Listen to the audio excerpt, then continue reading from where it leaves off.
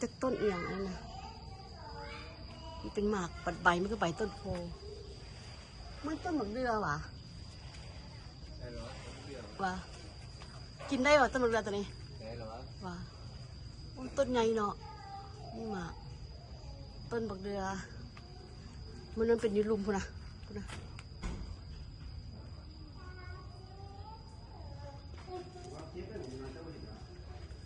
มีมาเบิ้งต้นหมากเรือนี่มิดเขาออกไปมีก้อน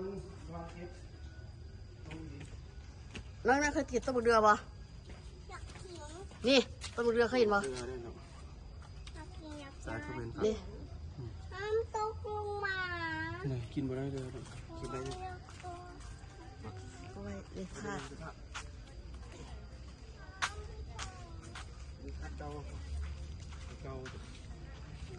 นี่เอาออกมาเลยพอกับหูเจ้าห้อนจะมาน้ำพออย่าง